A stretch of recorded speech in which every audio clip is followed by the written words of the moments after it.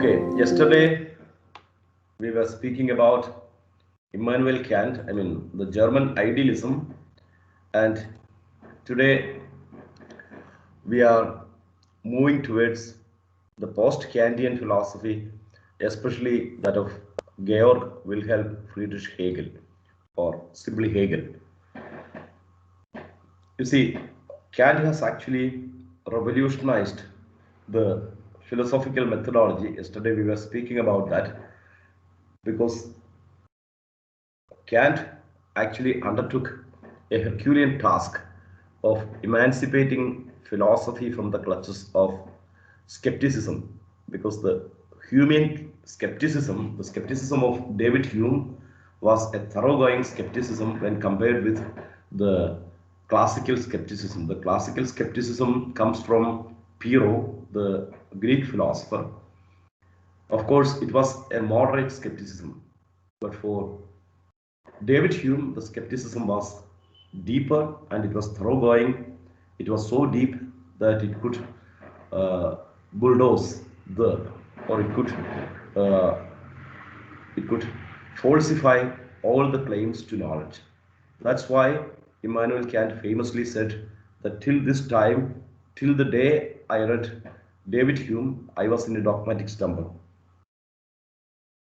I was quite happy with the rationalists and scholastics, and I believed that the scholastic claims or the rationalist claims about knowledge were true.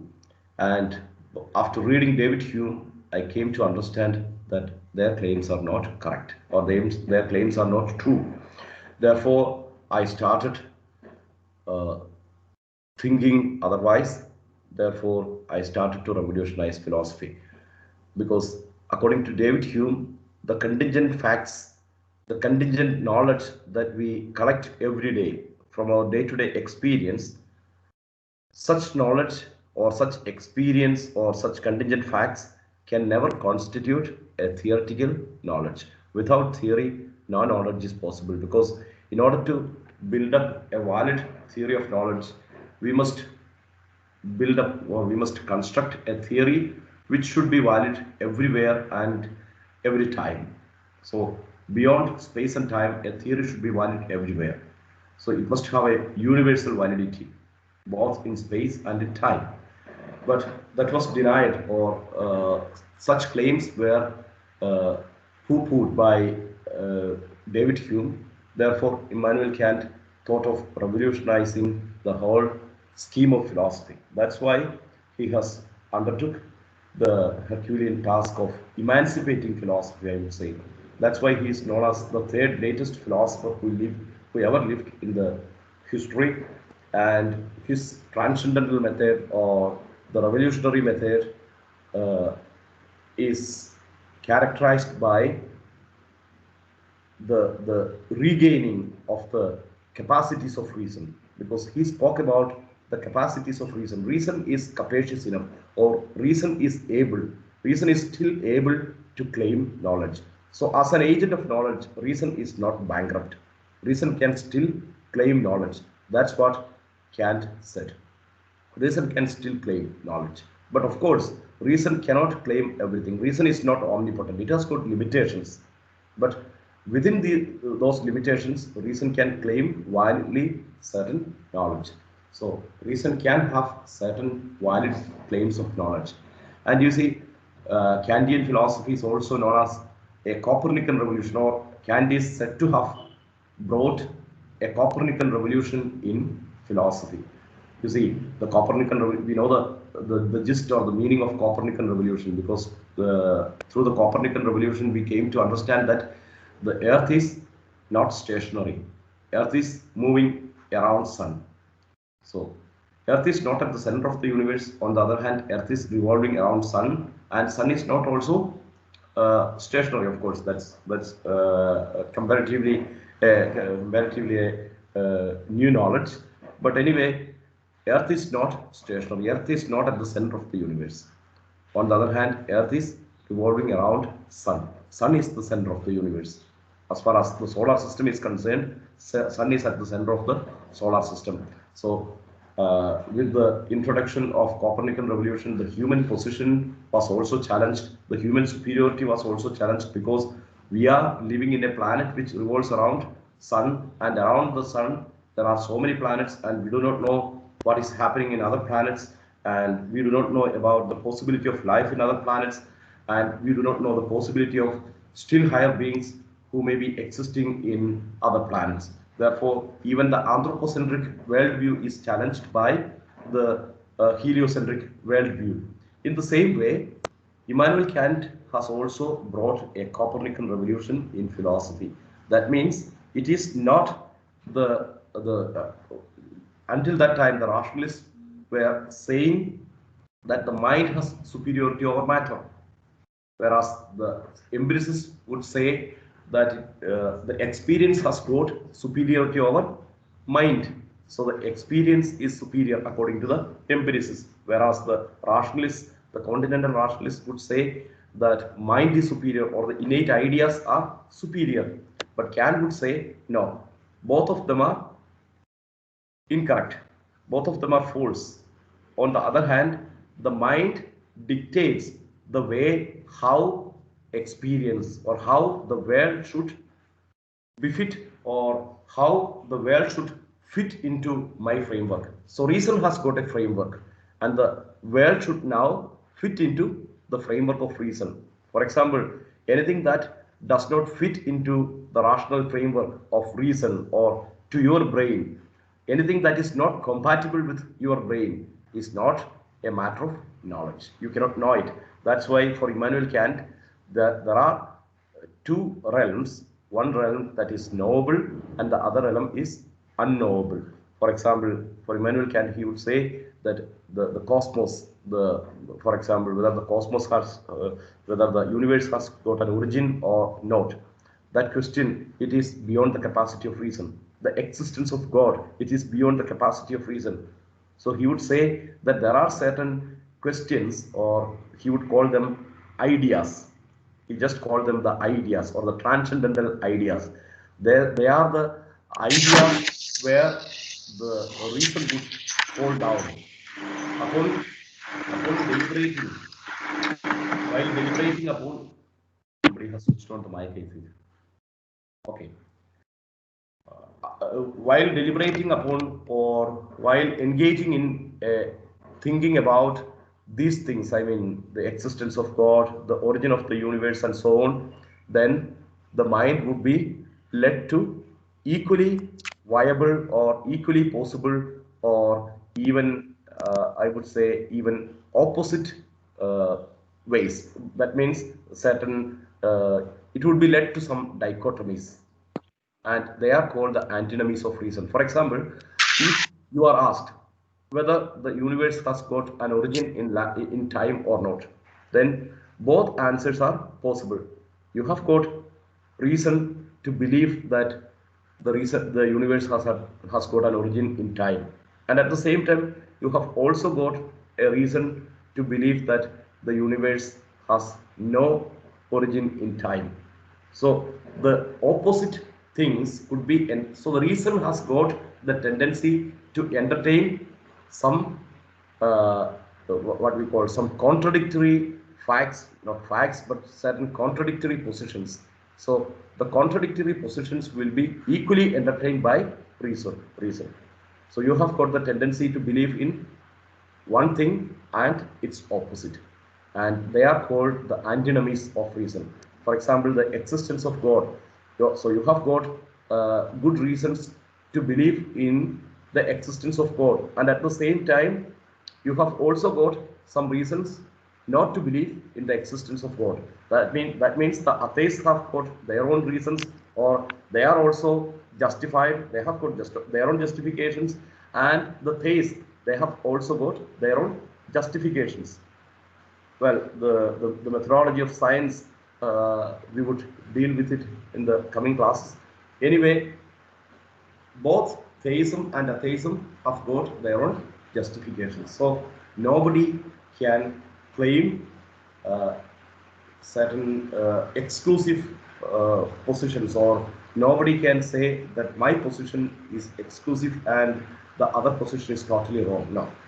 Therefore, Kant would say, in that area, or when entering into that area, the reason is not omnipotent. The reason is powerless. Therefore, the reason would fall down and reason would give birth to antinomies of reason and false thinking, and that false thinking is called the transcendental dialectic.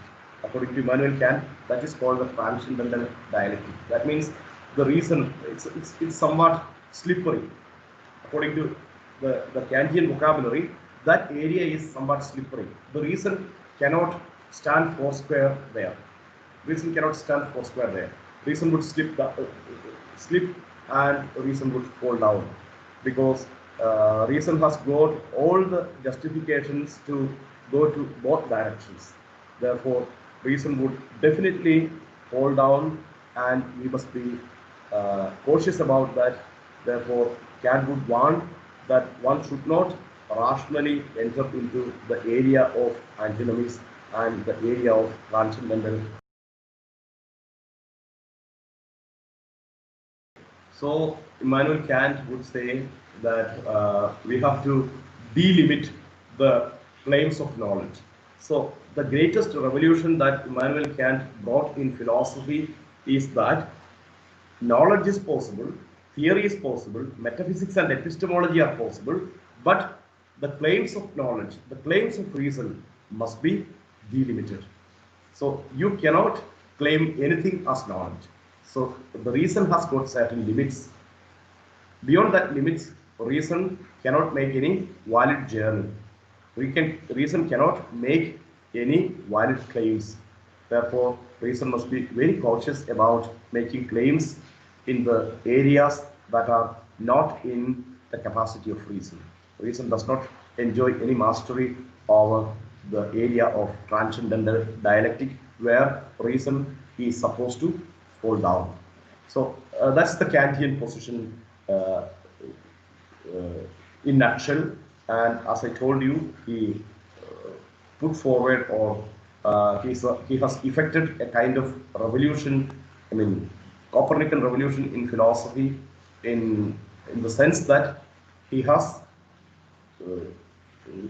brought, or he has elucidated the philosophical position that reason should dictate the ways through which, or reason should mold the framework to which the world should, or experience should fit.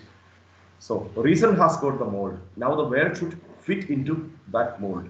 So reason has got the mold, and world should fit into that mold. If the world cannot fit into that mold, if the world has got certain things, or if we can think about certain things that do not fit into that mold of reason, then of course we must admit that those things are beyond the capacity of reason. That's why Immanuel Kant would never say that God does not exist. On the other hand, he would say that the dialogue about God is beyond the capacity of reason. The dialogue about freedom is beyond the capacity of reason. Or the dialogue about the origin of the universe, it is beyond the capacity of reason. So for him, all these things are antinomies of reason. And therefore, when he writes his second critic, the first one is Kritik der reinen Vernunft, or critique of pure reason, and the second one is Kritik der praktischen Vernunft, or the critique of practical reason. In the practical reason, he would say that all these things must be the things that are not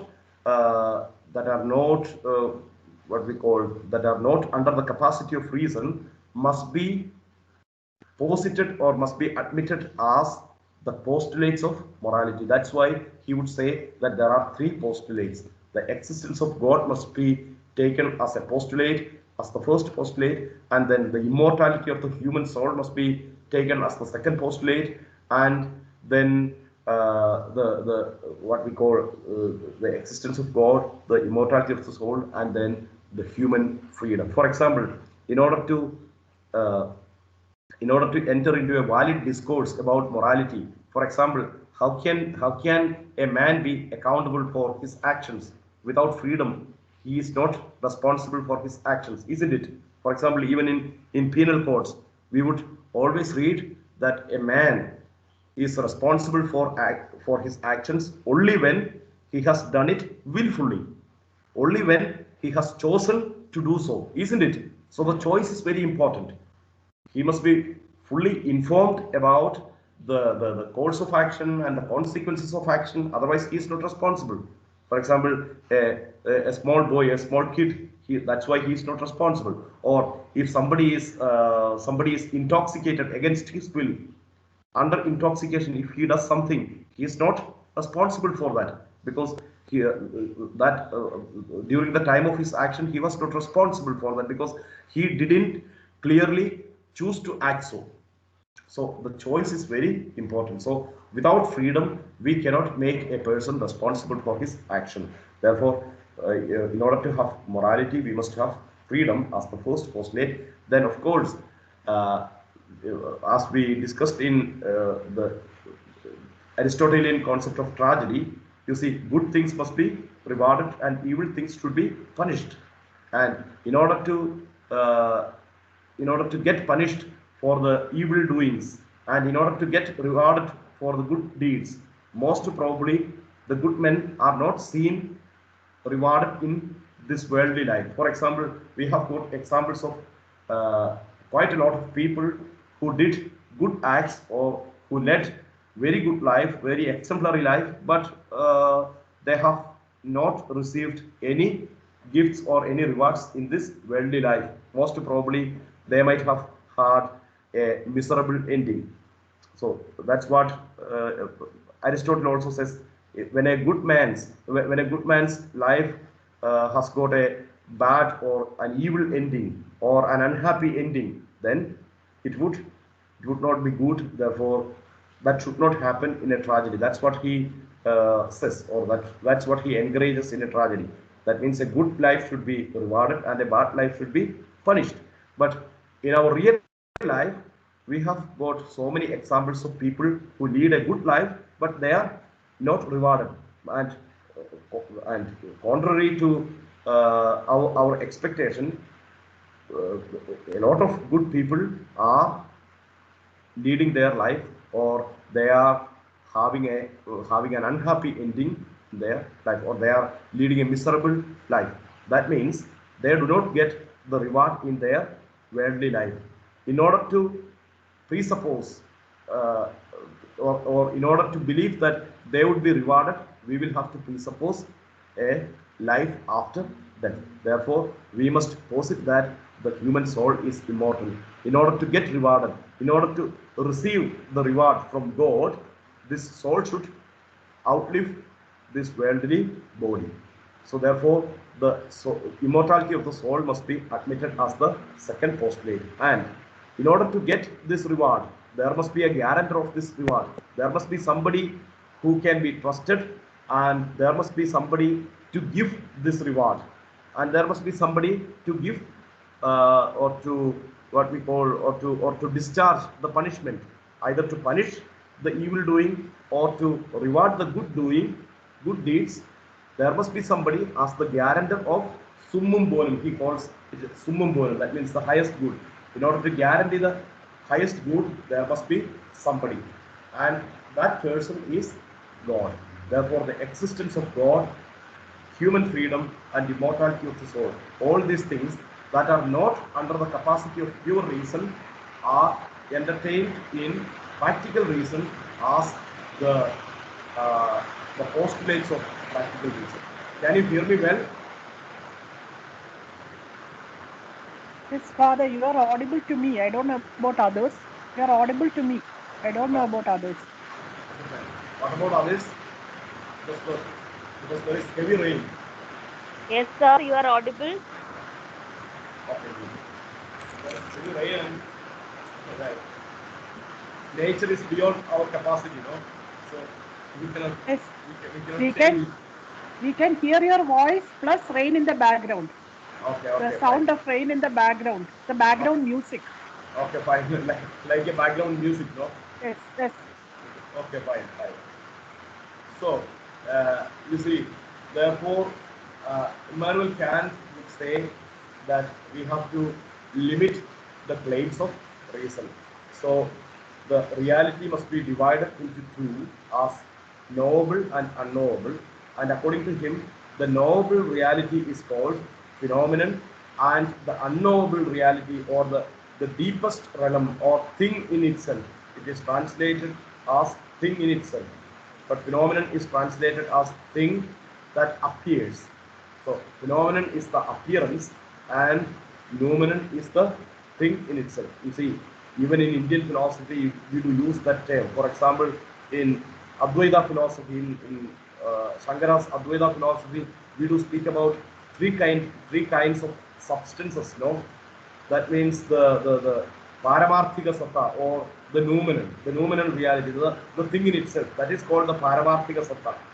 And of course, there is also Vyavaharika Satta, and there is also the Pradipasika Satta, Pradipasam or Pradipasika. That means the phenomenal reality.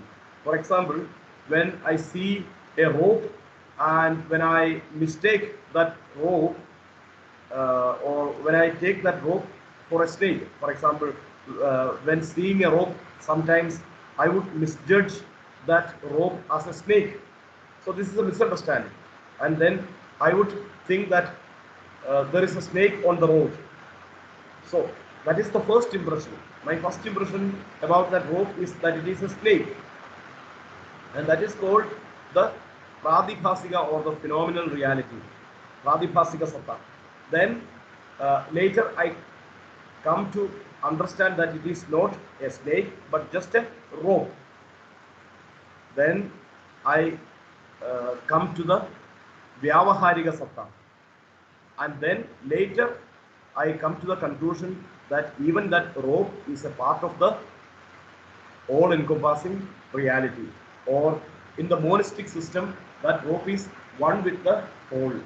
It does not have any separate reality. It is one with the whole. So, like me, that rope is also a part of the whole system. That means then this rope is considered as a part of Brahman, or as the monistic reality. Then it is called the really real, or the noumenal substance, or the Paramarthika Satta. So in the same way, when Shankara divides reality into three, or three, when Shankara has got three tiers of reality, or three phases of reality, Immanuel Kant has got only two phases of reality, or two tiers of reality. They are the nominal reality, or the really real, and the appearance of the phenomenal reality. So anyway, Immanuel Kant has laid certain solid foundations for a revolutionary philosophy, and he has regained the confidence of reason, because the confidence in reason was lost with David Hume's attack on philosophy. But Immanuel Kant could heroically regain and restore the confidence in reason, and he could re-establish the capacities of reason, and with Immanuel Kant, the philosophical world regained confidence. Confidence in the capacity of reason. So reason can claim certain knowledge, even though reason cannot claim anything, even though reason cannot claim unlimited knowledge, reason can claim certain knowledge. And in that realm, reason is powerful. So even though reason is not an emperor, it is at least a monarch or a knight. At least it is a monarch or a knight. Even though it cannot claim the position of an emperor, it is still a monarch. It is still a monarch. So with that confidence, Immanuel Kant could propose the what we call the enlightenment. And as I told you in the extension lecture that took place a couple of weeks ago, enlightenment is actually exploring the capacities of reason, or if human persons can live a life according to according to reason, or if rational life is good, and if rational life does good to society, then rational life should be proposed as the best way of life. That is what is called enlightenment. anyway, that Enlightenment had its impact uh, on a lot of philosophers, not only in Germany but also in France. Its impact in France was quite visible and even more visible than in Germany, through Voltaire, Diderot, Rousseau, Montesquieu, and so on. Anyway, Immanuel Kant, as a German philosopher, his influence in Germany was also quite large. It was very deep. And then after Immanuel Kant, there came a lot of philosophers who contributed to the Kantian system of idealism, or the transcendental idealism, and they built actually a Gothic structure that goes to the heights, and then the peak or the zenith of that Gothic structure, or the zenith of that philosophy, was accomplished by Georg Wilhelm Friedrich Hegel, or simply Hegel. Georg Wilhelm Friedrich Hegel is his full name.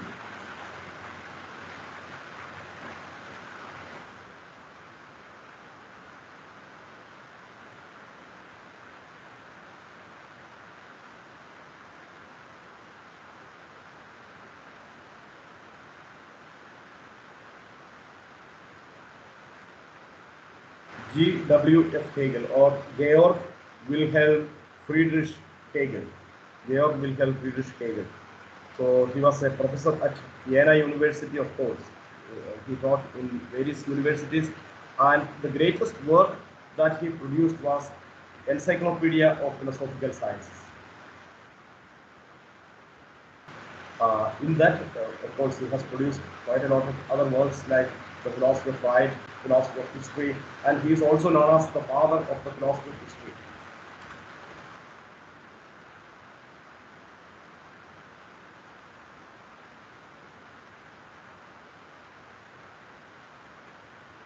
He is also known as the father of the philosophy of history.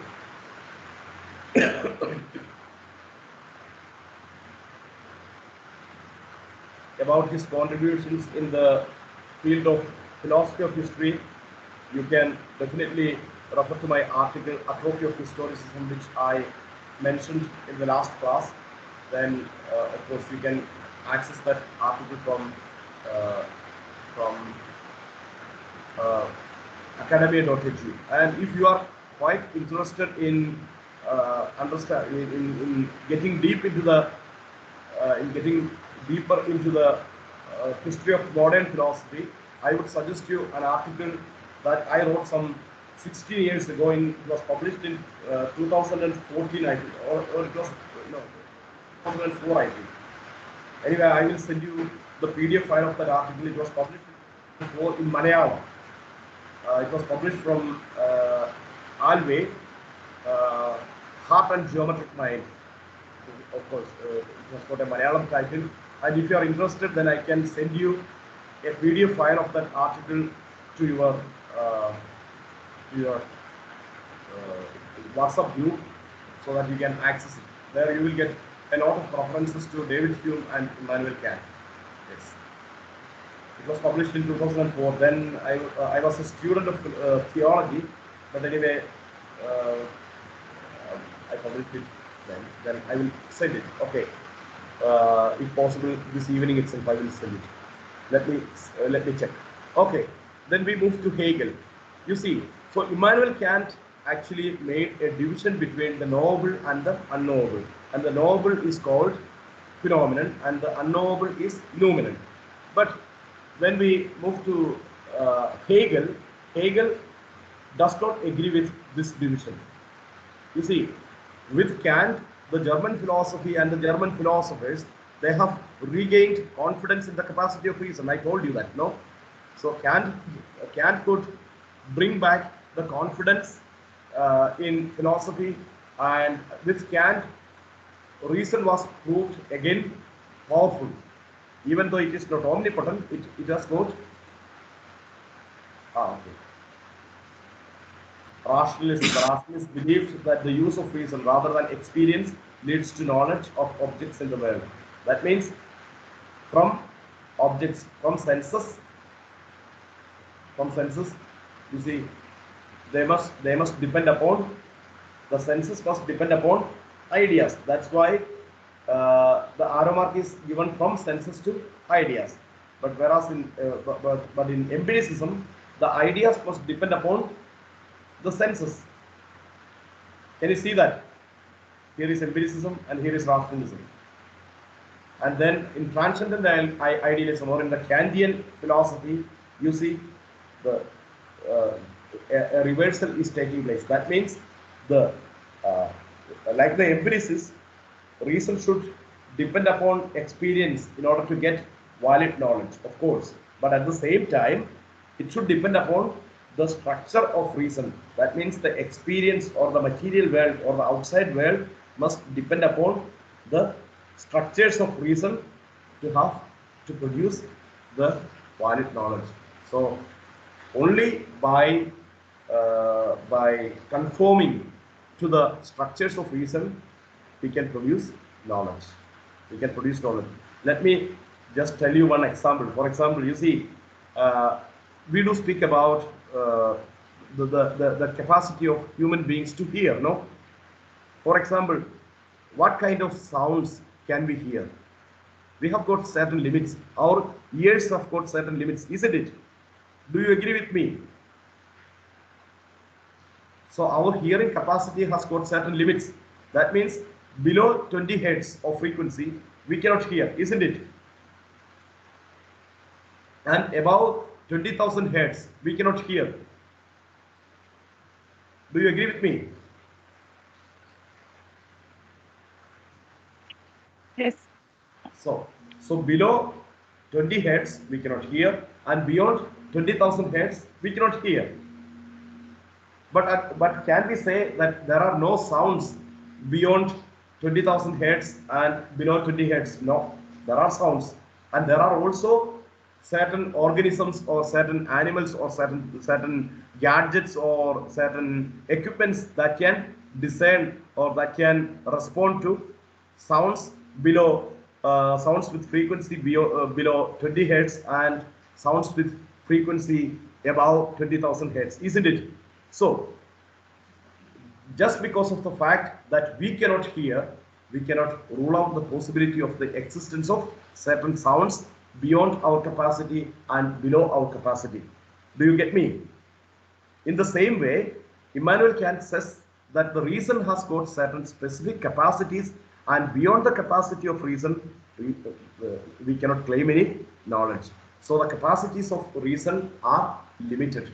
Actually, today, even today, that philosophical position is valid. You see, that's why I told you that the theists have got their own reasons and the atheists have got their own justifications. So that's why in modern science we do speak about falsification. That's why we don't speak about justified knowledge. No knowledge is justified and no knowledge can be justified. That's the most recent position of science, especially through the philosophy of Karl Popper. Well, we would come to that in the coming classes. Anyway, we must bear in our mind that if sound can exist beyond our capacity and beneath our capacity, the world can also exist beyond our capacity and beneath our capacity. So our reason is not the measure of everything that exists. Our reason can measure only those things that are compatible with our reason. Our reason can understand only those things that are compatible with our reason. But anyway, Hegel would not agree with that. Therefore, Hegel would say that it is not possible. Hegel would say, you see, these are the Kantian categories. Yesterday I spoke about the 12 categories. Then Hegel would say that it is not possible. We cannot divide between the knowable and unknowable. You see, Hegel lives in the post-Kantian age, and Hegel is quite sure about the capacities of reason. But anyway, he has actually made certain, I would say, certain hyperbolic claims about the capacities of reason. That's why he would say that nothing real would escape the rational understanding. That means the reason can understand anything that is real. If something exists in this world, that should be rational. That's why he has got a very famous statement: real is rational and rational is real.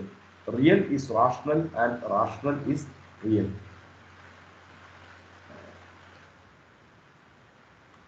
Most probably you might have heard about it. Real is rational and rational is real.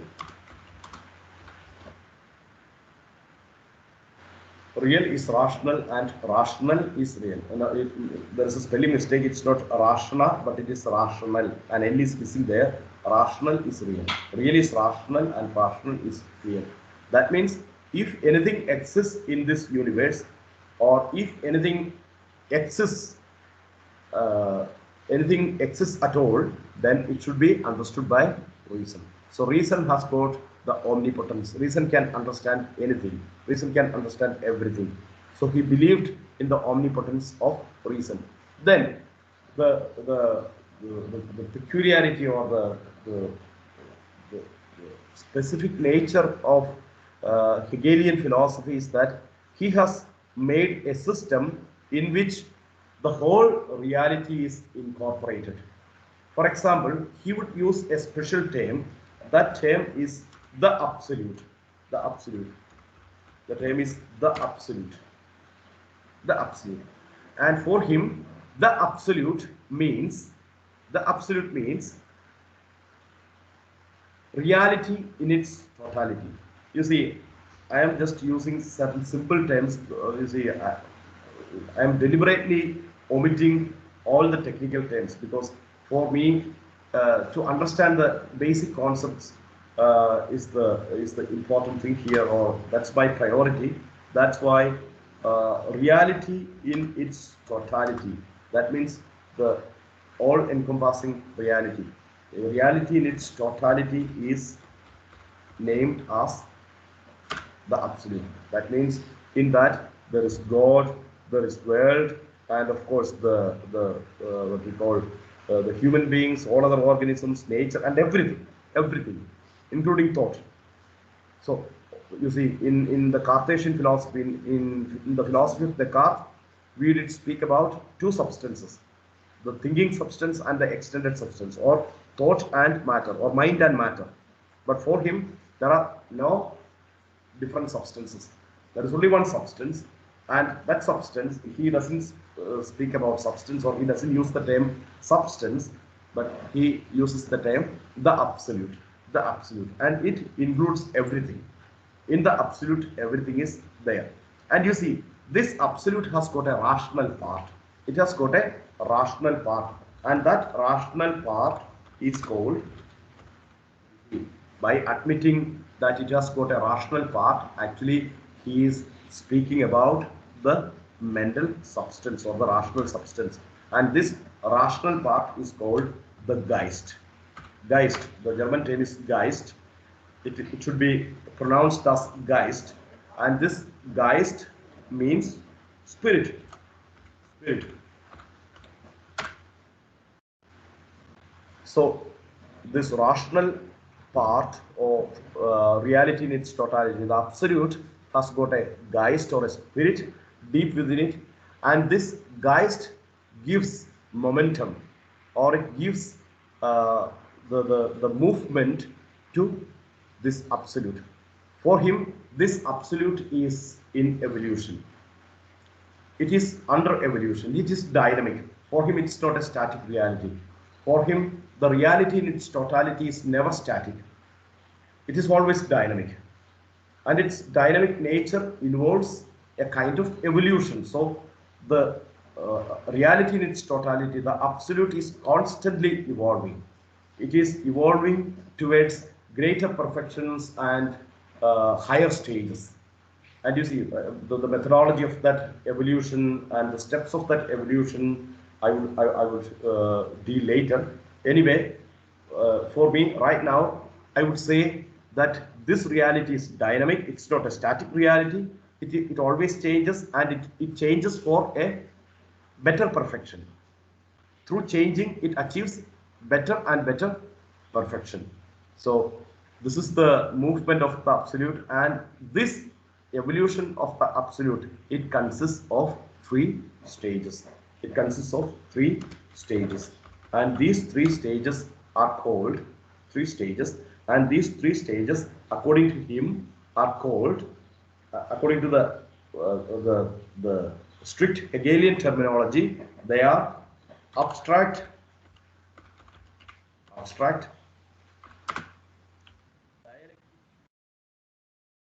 dialectic, and speculative. Abstract, dialectic, and speculative. But you see, even though he used, you see, when you go through the Hegelian literature, the original Hegelian literature, you will find out these terms, the abstract, dialectic, and speculative. But Hegel is known for three other terms which he never used. That was used by his predecessor, Johann Gottlieb Fichte, or J.G. Fichte. Fichte used another terminology to denote the movement of the absolute or the evolution of the absolute, and those terms were thesis, antithesis,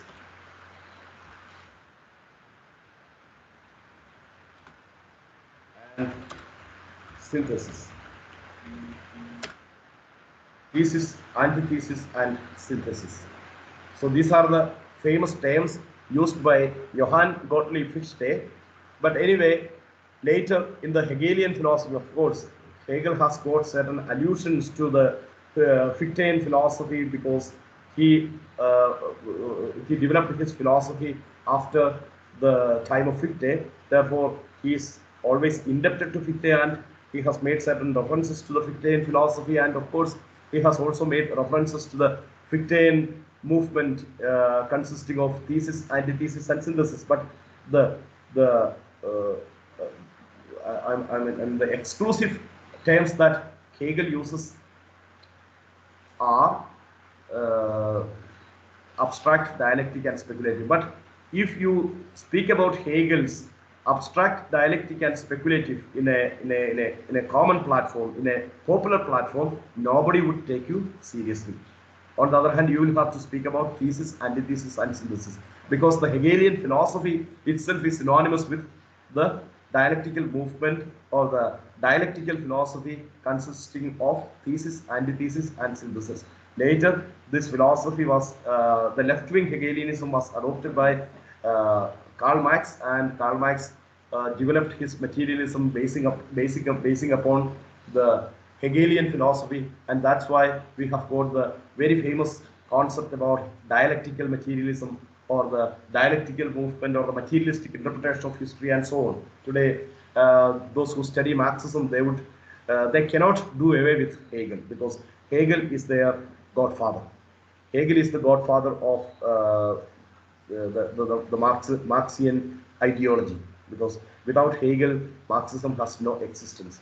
So, according to Hegelian system, let me be very simple, the absolute, or reality in its totality, it is always evolving, and it is very dynamic, and its evolution has got three steps. Then let me tell you one example. For example, when I speak about thesis, antithesis, and synthesis, or abstract, dialectic, and speculative, these are certain gigantic terms, and we must be very simple in understanding that. You see, for example, this dialectical movement, this dialectic itself has its origin in Plato. When we studied Plato, I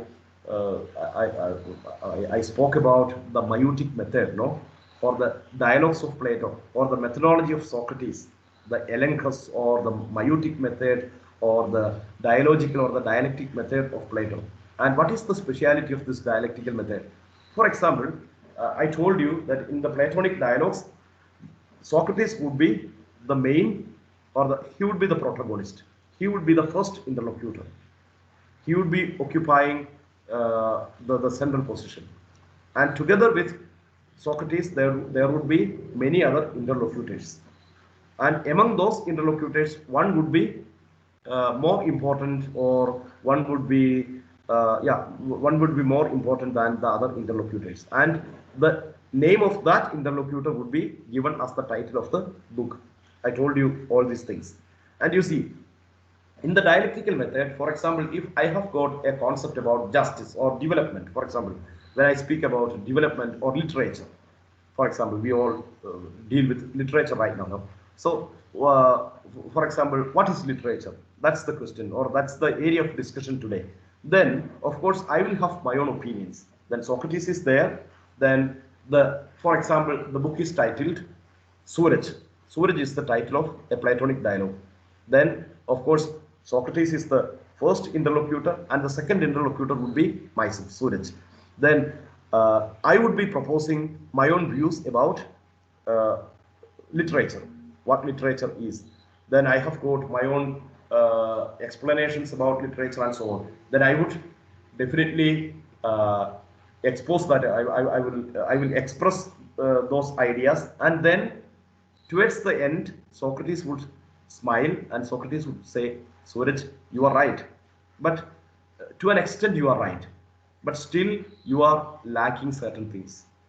And he would point out the things that are lacking in my discussion or in my definition or in my expression.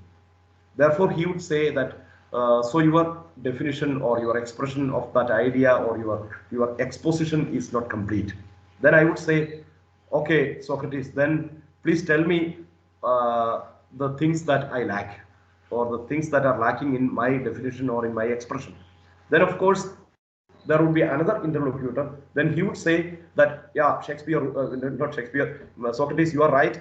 I also noticed that Suraj did not explain everything. Suraj could not explain everything. So certain things are lacking in Suraj. Therefore, the other interlocutor would contribute certain things, but still he would be also lacking certain things. Then Socrates would add certain things to make it perfect. But at the same time, Socrates is not perfect too. Therefore, then I can disagree with Socrates. I mean, the words of Socrates are not final. I mean, therefore, I can disagree with Socrates. Then Socrates would again clarify it. So, towards the end of that dialogue, we all will share a better explanation or a better expression or a better definition about literature. So, in that way moves the Platonic dialogues or the Socratic dialogue. So that dialogue method is called the dialectical method. So in a dialectical movement, in a dialectical mode of evolution, the ideas are actually encountering.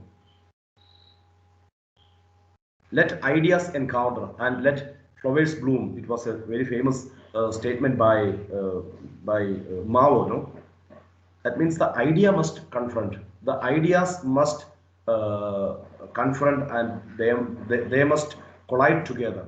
So the ideas are colliding together.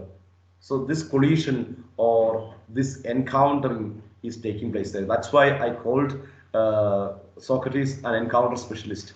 Of course, in the history of philosophy, now scholars would call Socrates an encounter specialist, but that's a special term that I use. And please forgive me for using that term. Of course, it's not a derogatory term. It's not in a derogatory way that I use that term. But anyway, Socrates is the greatest encounter specialist that history has ever seen, academically speaking. So through that encounter, through his encounters with others, he would come to a better clarity, and all the interlocutors will have a better clarity, and with that better clarity, they can peacefully go home. That's what is happening towards the end of each and every dialogue in the Platonic dialogues. So in the same way, Hegel is also actually uh, taking the same Socratic method here. He would say that the ideas must encounter. So, in the evolution of the absolute, ideas must encounter. Ideas must encounter in a special way. For example, when there is a concept, for example, let me tell you what we call, for example, monarchy. For example, right now we are speaking about monarchy. So the debate is over monarchy, whether monarchy is good for good as a system of reign, the system of ruling. Then of course there will be differing opinions, no? Yeah, yeah, teacher. So the teacher is asking me, it is an encounter of ideas that you are speaking of, and not a physical encounter. Okay, okay, fine, thank you. Yes. Uh, so you see, we are speaking about monarchy. So monarchy is a good form of government. That's my opinion. But anyway, you can disagree with me. Then your disagreement would be expressed in the form of certain other ideas. Well, sometimes you would be bringing certain historical experiences or examples where monarchy failed pathetically, the pathetic failure of monarchy in the history. So you will be bringing a lot of examples here. Then of course I will have to defend monarchy. At any cost I will have to defend monarchy. But if I am very open, if I am open enough to change my ideas through encounter, then I will have to change my opinion. Then towards the end, if you have got better justifications for another system of reign, another system of rule, then of course I will have to agree with you. So my position in favor of monarchy is called thesis. Then you have got a differing opinion, and that differing opinion is called antithesis. Then my opinion should encounter your opinion. They should work together, they should encounter, and they should fight against each other. Fighting means it is not a physical fight, as teacher wrote rightly. It is not a physical fight, but the ideas must encounter each other, and after the encounter they will give birth to a new idea, which is neither monarchy nor anarchy, which is neither monarchy nor oligarchy or some other form, or tyranny or something like that. But instead of monarchy and tyranny and all other forms, we will give birth to, or we will come to a position that democracy is the best form of government. You see, according to Plato, democracy is next to the worst form of government. There are 5 forms of government according to Plato, and the fourth best is democracy. For him, the best form of government is that of a philosopher ruler. That means an educated man, or the intellectual man should rule the world, rule the state. That's the position of Plato. Therefore, for Plato, democracy is not the best form of government. And Plato had a historical reason for that, because the democratic government of Greece, or the democratic government of uh, ancient was ancient Athens, was the agent behind the execution of Socrates. So Socrates was killed, or Socrates was tried and executed by the democratic government. Therefore, Plato was never in favor of democracy. That's why Plato would suggest the rule of a philosopher king, philosopher ruler. Philosopher ruler or philosopher king can be translated perhaps into Malayalam as Rajarshi. That means he is both king and a knowledgeable person, or Rishi. That means Rajarshi. In Malayalam we use the term Rajarshi.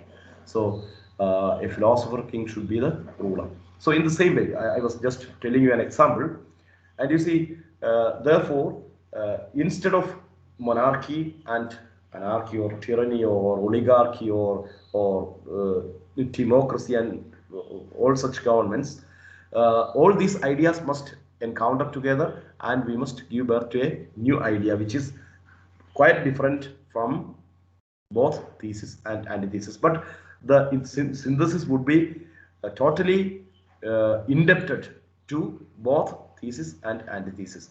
Therefore, antithesis is not always the exact opposite of thesis. Normally, even I have heard certain scholars uh, describing antithesis as the diametrical opposite of thesis. No, that's not right. Antithesis can also be understood as the drawbacks of thesis. So the thesis is lacking certain things. So in the thesis, we do find the lack of certain things, and those things that the thesis lack can be objectified or can be seen as a separate entity, and that is also understood as antithesis. So antithesis simply means that the thesis or the position that we have in the present scenario, or the present situation, the present social situation, or the present ideological situation, or the present ruling form, or the present dominant narrative in this world, these things are not perfect. So we do have only an opinion. So for a Hegelian, he just have the he has got just an opinion that the present narrative, the present system is not perfect. It is lacking certain things. Therefore, the things that are lacking in the present system must be separated and must be seen as separate, and we have to find out a way to incorporate such things into the thesis. Therefore, we will have to constantly encounter with the thesis. We will have to constantly fight with the system, and through a constant fight, after a constant fight, we will reach to a new position which is different from both thesis and antithesis, and that position is called synthesis. And that is not the final. That's not the end. You see, that synthesis, that would become another thesis later. Another thesis. That's why the world is always moving. You see, I told you the famous statement of Heraclitus, no? Pantha, everything is in a flux. That's why Heraclitus famously said, one cannot step into the same water twice. One cannot step into the same river twice. Everything changes. Everything changes. So there is nothing that escapes change except change. Only change is changeless. So everything is in a flux, everything changes. Therefore, this synthesis is not the final end, and this synthesis would later become another thesis, because the world moves on, and the time moves on. The arrow of time is irreversible, and with the irreversibility of time, this synthesis, which was new once, or which was quite what we call which was quite new once, would become old.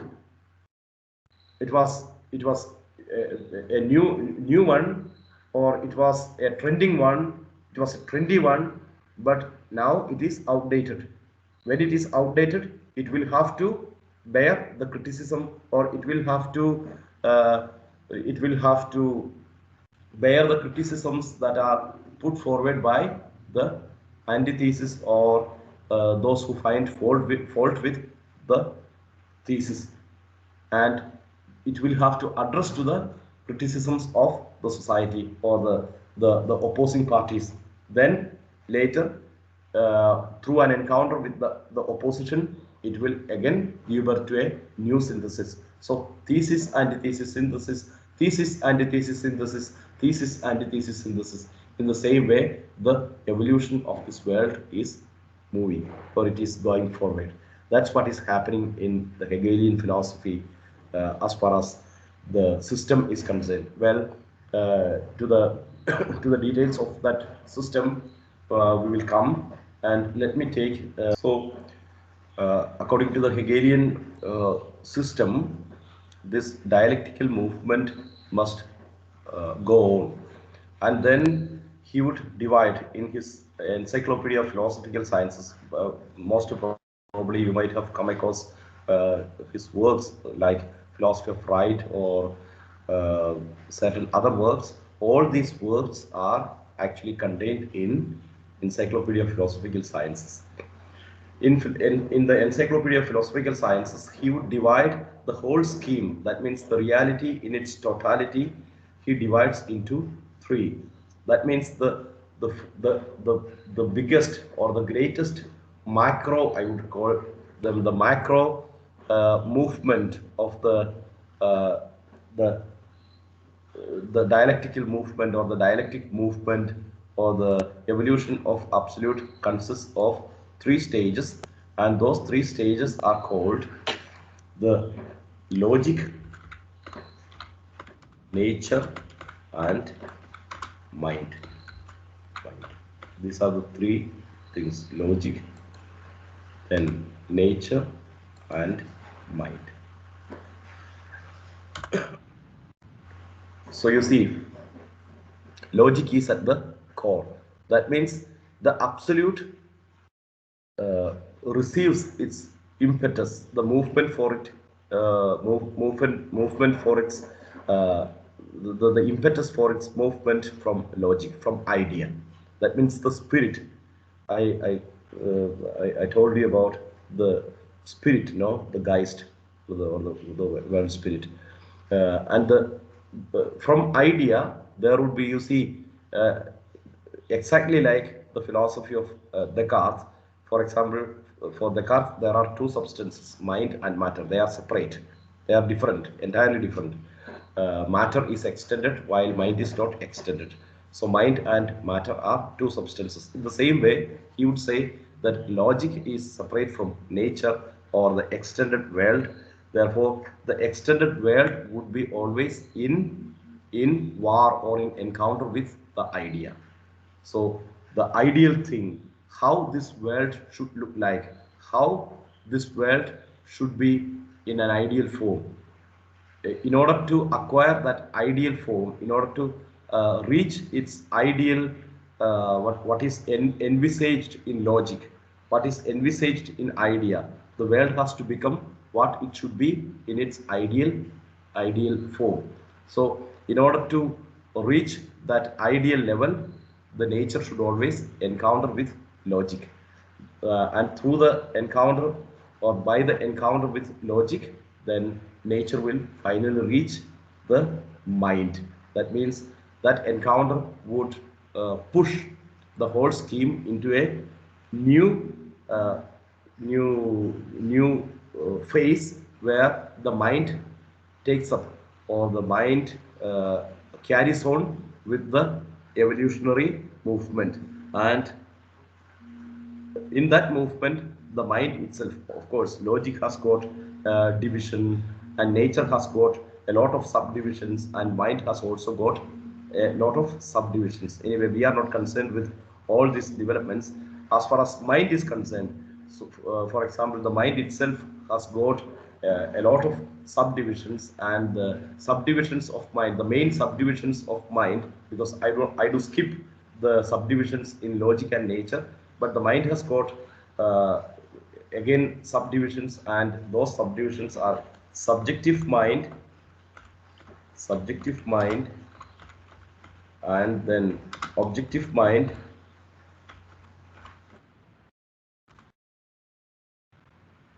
and then the absolute mind.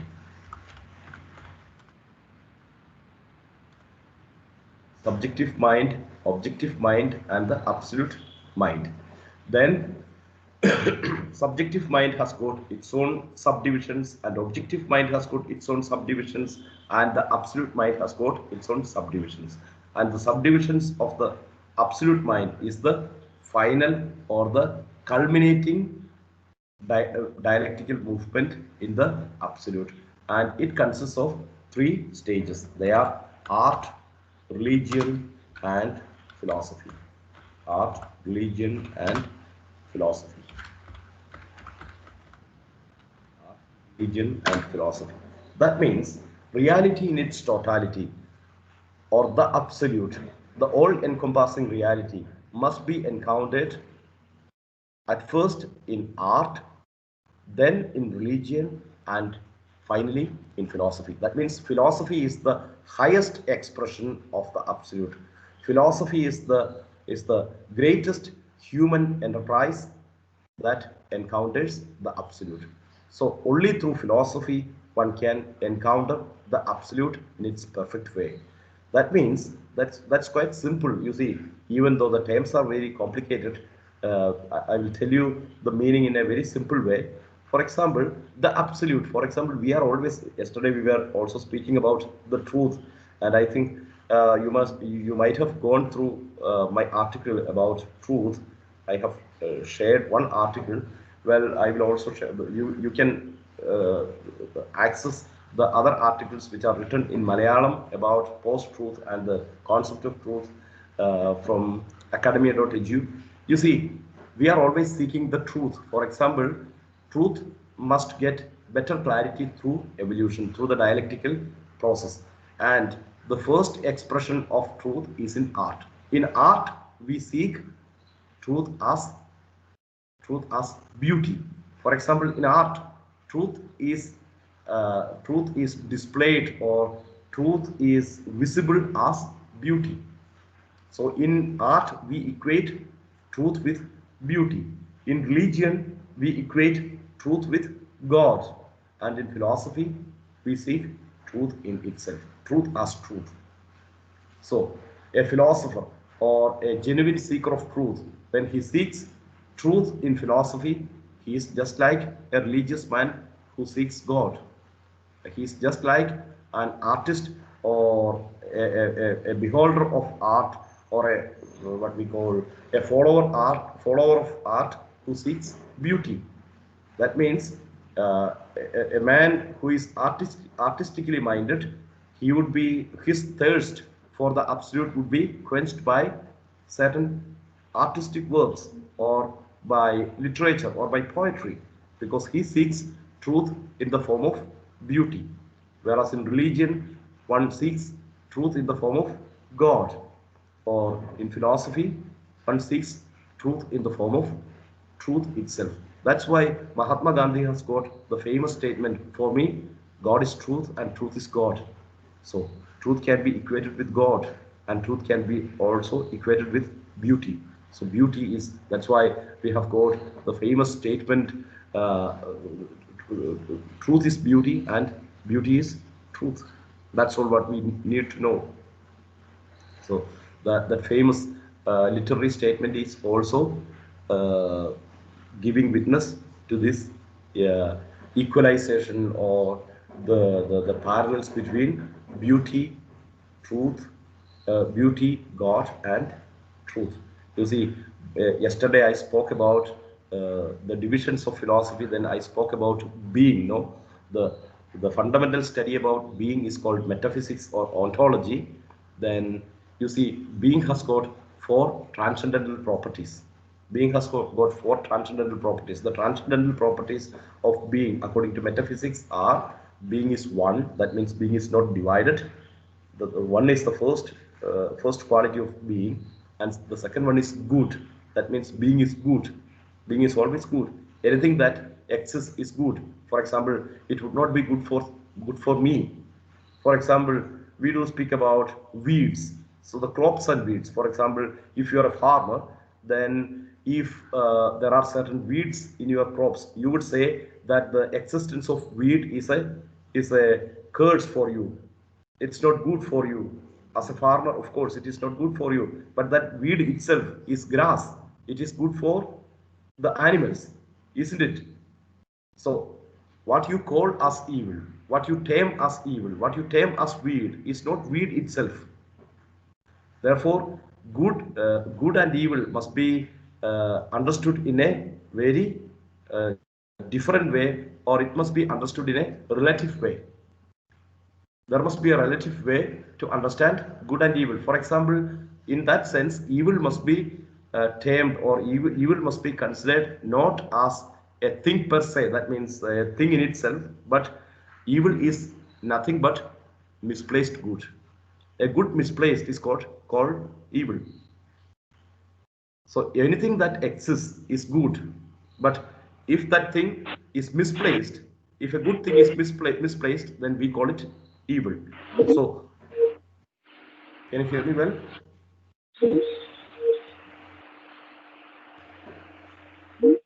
Okay. Okay, good. I think somebody has to switch off the microphone. Okay, good. So good misplaced is evil. good misplaced is evil. Therefore, anything that exists is one, and anything that exists is good. So good is the second property, transcendental property of being. And the third one is beauty. That means anything that exists is beautiful. For example, you might have listened to the famous film, or a popular film called Action Hero Biju. In Action Hero Biju, uh, the sub inspector Biju, he is actually slapping on the cheek of a person, and he is saying that this slap is for falling in love with an ugly woman like this woman, isn't it? That's a very famous statement, or that's a very famous scene in that film, and quite a lot of feminists were against that scene, because nobody can say that that woman is ugly. For example, sometimes in my eyes that woman would be ugly, but no one is entitled to call a person ugly, because beauty is in the eyes of the beholder. There are some persons who can fall in love with such women or a woman. So there is nothing beautiful or ugly per se. Beauty is in the eyes of the beholder. So anything that exists is beautiful, either for me or for somebody else, or some other people. So we cannot call a thing beautiful per se and ugly per se. Therefore, being is also beautiful. If there is a thing that is one, that is good, and that is beautiful. And then the fourth one is truth. Truth is the fourth transcendental property of good. Anything that exists is true. So truth is the fourth transcendental property of uh, being. Therefore, through art, through religion, and through philosophy, we do seek the absolute. And that absolute can assume so many forms, so many, it can have so many incarnations, either through beauty, or through God, or through truth. So, actually, Hegel is proposing that the culmination of the the union with the absolute must be acquired through philosophy. That means the greatest appropriation of the absolute is through truth. So philosophy, a philosophical mind must comprehend the truth in its totality, or the absolute in its totality. But you see, it's a collective process. You see, the whole mankind is undergoing evolution, the absolute is undergoing evolution, and then the individual persons are only contributing a part to the evolution of the absolute. So the absolute is the reality in its totality, in which we are also included. So our individuality does not enjoy much space in the evolution. So the individual mind is not very much important in the evolution of the absolute. An individual is just contributing to the evolution of the absolute. That's why the individual existence, or the individual presence, is not much appreciated in the Hegelian system.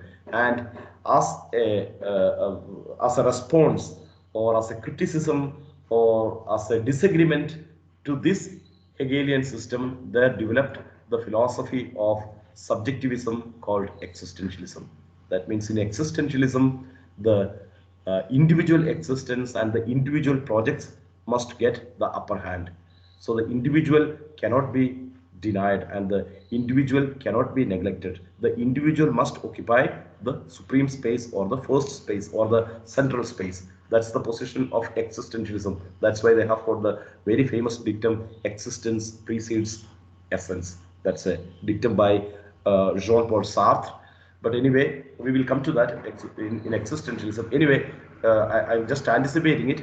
You see, in the Hegelian system, the individuals do not enjoy much importance, and that's why in the post-Hegelian systems uh, they do disagree with Hegel, accusing that Hegel has lost, or Hegel has deliberately avoided, or he has deliberately avoided the individual projects, or the individual is submerged, or the individual is immersed in the project of the absolute, or in the totalitarian project of the absolute. So the individual does not enjoy any superiority or any presence in the Hegelian system. So that's the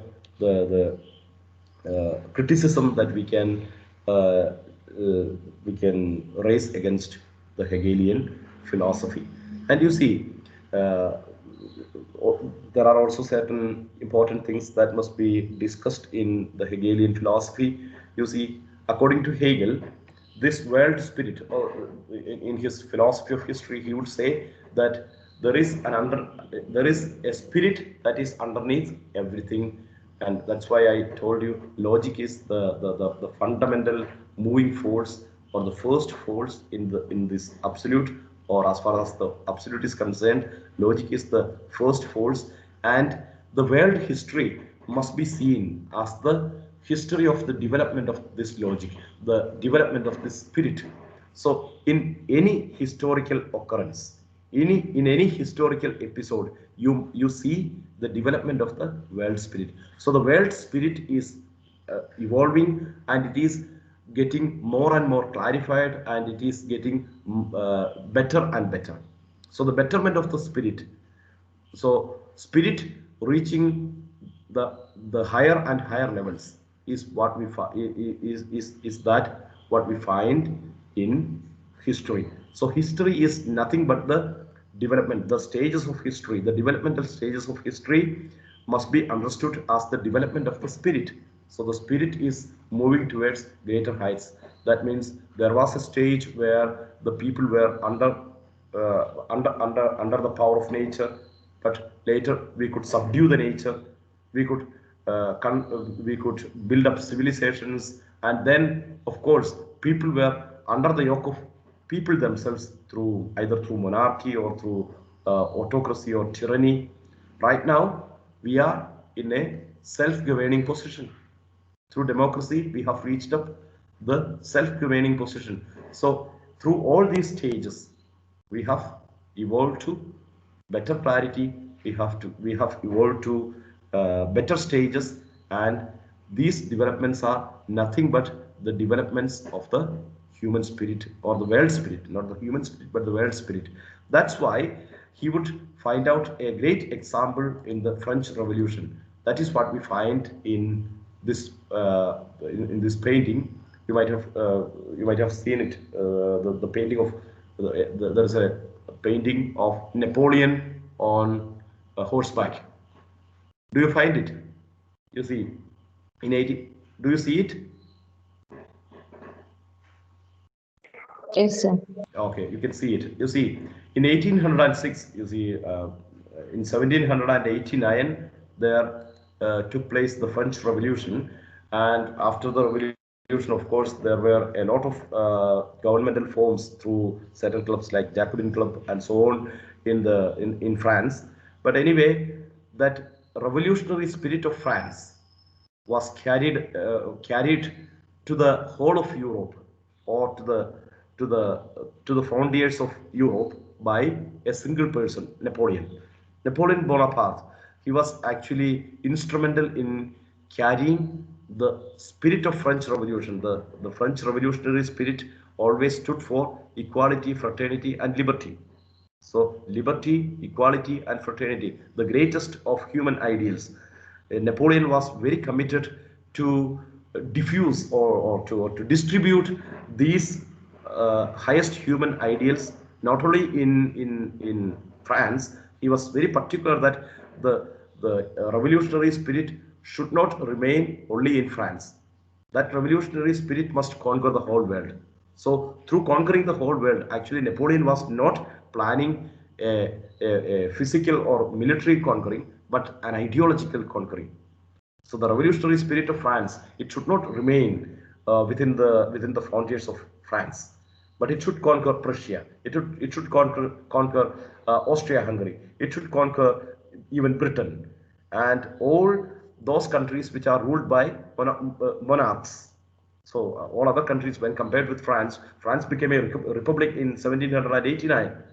The monarch was beheaded. Louis the 16th and his wife Marie Antoinette, both of them were beheaded in guillotine. And then this revolutionary spirit must be carried on. It must be distributed in the whole of Europe. So that when Hegel understood the French history, when Hegel understood the world history, he would interpret the world history in this way, that Napoleon took up the Herculean task, or he has shouldered up the Herculean task of distributing the French spirit to the whole world, or distributing the French spirit in the whole world, in the whole Europe, at least in the whole Europe. So the diffusing of the French spirit, the French revolutionary spirit, is what we find in the Napoleonic age, in the age of Napoleon. That's why in 1806, when Hegel was a teacher at the University of Vienna in Germany, he on a fine morning he found Napoleon marching through the town after the war in Prussia. Of course, for Napoleon, almost all the European countries were, or the military of the European countries were just like sitting ducks, no? So he could conquer all the countries very easily, and he made a ceremonial parade, or a ceremonial a ceremonial parade in the city of Vienna. Then Hegel was a professor there at the University of Vienna, and Hegel was very enthusiastic and very happy to see Napoleon on horseback. Then, with a great exclamation, Hegel opined, or Hegel uttered the word, "You see, now I find the world spirit on horseback." So in Napoleon, he finds the very personification of the world spirit. So the world spirit, which develops into the highest human ideals like liberty, fraternity, and equality. And those ideals are found in French Revolution, and a man who carries on this French revolutionary spirit, or a man who carries the lantern of the French revolutionary spirit to the frontiers of the whole of Europe, must be seen as the very embodiment of the world spirit itself, or he must be seen as the world spirit uh, personified. That's why he calls him world spirit on horseback.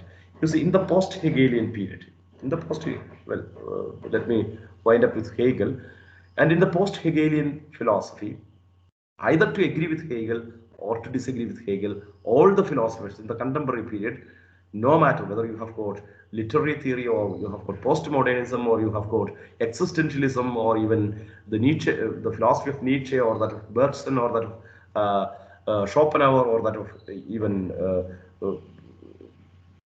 Charles Darwin, in all the philosophers, in all the scientists, we have got an influence of Hegel. So Hegel is what we call here. Hegel is a toxicant in the contemporary period.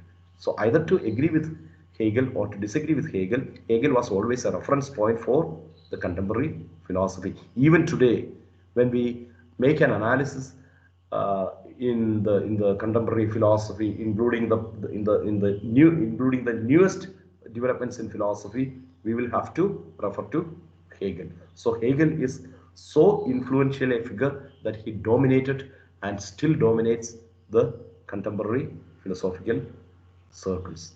So that's what I wanted to speak about Hegel. And you see, when Hegel speaks about this ideal, this development of the absolute, he speaks always in an idealistic way. So he was an idealist. That's why he says that the spirit must rule the world. So the history must be seen as the development of the spirit. But the same system was later manipulated by Karl Marx, and he made a materialistic interpretation of the Hegelian system, and there he would say that matter evolves in this dialectical way. So the dialectical evolution for Marx is not that of spirit, but of matter. That's why he would say that it is not the consciousness that determines matter, but it is the matter that determines consciousness. That's why we have got the very famous statement by Karl Marx that matter determines consciousness. On the other hand, for Hegel, it is the consciousness, it is the spirit that determines the material developments, the material epochs of history.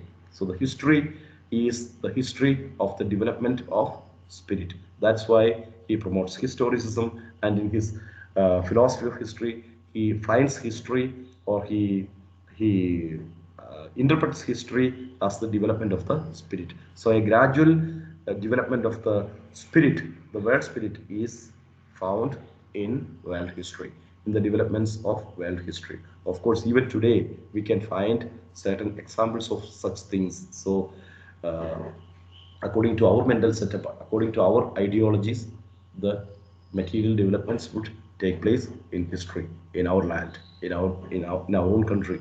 So everywhere the spirit plays a vital role in shaping the matter, in shaping the world.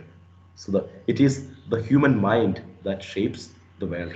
That's why in Shakespeare's Othello, the Moor of Venice, we have got a famous statement by Iago. No, when Iago speaks with Rodrigo, he says, "Virtue effic, it's in ourselves that we are thus or thus. Our minds are our bodies are the gardens to which our wills are the gardeners." That means our mind has got the potential to shape the body, to shape the matter. So the spirit has got the capacity to shape the matter. You see, Shakespeare lived in the 16th and the 17th century. He was born in 1564 and died in 1616. But still, he could say that the mind has got a shaping capacity of matter. Mind can shape matter. Well, I would wind up with my lecture, and perhaps we can have better clarification if you ask me doubts. You see, let me tell you one thing. If you ask doubts, then I am at home, and I am more at home with answering to your doubts, because I don't know whether I am speaking about the things that you want to hear from me. That's why I am encouraging you to ask certain doubts. Okay, thank you. Hello, sir. Yeah. Sir, I'm audible to you. I am Yeah, Anupa. yeah. Okay. Yeah. Okay. Sir, it's not a question, a simple query. Yeah. Uh, you mentioned while mentioning about French Revolution that equality, fraternity, and liberty, that is the spirit that Napoleon tried to carry back on horseback Yeah. to the entire world. Entire world. Yeah. So my concern and my question is to the entire world or to the Europe. Mm. So in India too, especially in our fundamental rights, directive principles, we found this equality, fraternity, and liberty. Mhm, yeah, yeah. Whether we adopted this from The Napoleon. yeah, yeah, we have adopted it Uh, from the French Constitution. Oh, yeah. yes, that is my first concern. Another thing is that while you mentioned about Socratic method, you told about monarchy and democracy. And monarchy is the best government too. But for our undergraduates, we have a text regarding the shapers of destiny, across literary movements. In it, it is quite a different views about monarchy and democracy. While when I also studied in +2 level, when I dealt with politics, democracy is the best government. So, are the authorities or the politicians, I don't know how to term it, trying to outdate all these, or what to say, how we will inculcate all this to the present generation of our students, because they have already studied monarchy as this. We taught them as like monarchy. You said democracy is the best government. So, are you suggesting that I have to, not only I, other participants too have to interpret once again and teach students in a new perspective? Okay, okay, fine. Your name is Arati, no? What's your name, please? Anupa Ashok. Anupa. Okay, okay, Anupa. Your question is very relevant. You see, democracy can be considered, and democracy can be considered as the best form of government available today. Of course, there is no doubt. But you see, it must have what we call, it must have an organic development. You see, for example, in 1789, you see, some 230 years back, this revolutionary spirit originated in France not as an imported thing, isn't it? It developed as an indigenous thing in France. So that was the spirit of France. They did not import that thing from England or from Germany or from any other land, but through the enlightenment of the French thinkers themselves. So it was an organic development. That means the French society was made ripe enough, or the French society, simply saying, the French society was ripe enough to embrace democracy then. But you see, the situation was quite different in 1947 when we acquired democracy in India. For example, the people would have been quite happy with a monarchy also. For example, when the English people, when they go back to Britain from India, leaving India for Indians, if they suggest that, okay, now we are not going to manage this bullshit anymore. Okay, we leave it to you, and you can decide what form of government you need. As far as we are concerned, we would suggest Mahatma Gandhi as the king of India, or Jawaharlal Nehru as the king of India. I think our people would have been very comfortable even with such a form of government, because democracy was not a thing that we have developed from our own land. There was no organic development for democracy in our land. So for us, it was an important thing. You see, even our constitution, that constitution is not a product of the Indian spirit, I would say. It's a Westminster model constitution, no, isn't it? It's a Westminster Yes, model, sir. which has derived a lot of ideals from French Revolution, from Western thinkers, and so on, from Pierre Teilhard, and then of course from the Human Rights Proclamation of the United Nations. So all these things. So we are indebted to international ideas, because we had this Ambedkar as the chairman of the drafting committee, and he had a great league of studying in Harvard, or in Europe, in England, or in the London School of Economics. So he was quite familiar with the greatest of all the ideals that existed in the world. So he has taken all these ideals from all over the world. So it was not an organic development, and the Indian society was not ripe enough, I would say. I'm sorry to say that, but anyway, that's the fact. The Indian society was not ripe enough to embrace democracy as their form of government. That's why even today we are struggling with what we call concretizing democracy in its best way. So for an enlightened state, for an enlightened group of people, democracy is the best form of government. I don't have any disagreement with you.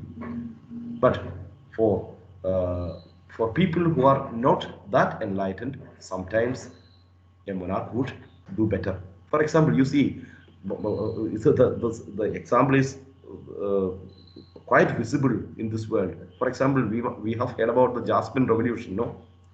You see, or the invasion of Britain and America in Afghanistan, or in Iraq, in almost all the countries in Middle East.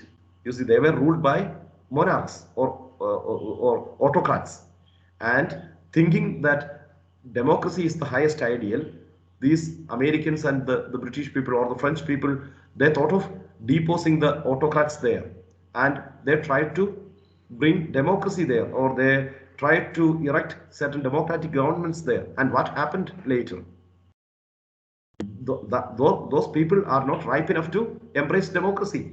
For them, democracy is something foreign, and they are quite comfortable with autocrats. That's why they are proving, and still they are proving, even today they are proving that for them the best form of government is autocracy or tyranny. They cannot rule themselves. They have not developed up to that level. Do you agree with me, Anuba? I'm not a knowledgeable person like you, sir, but from my within my limited access, to an extent, I could agree with you. Okay. Thank you, sir. No mention. No mention. Thank you.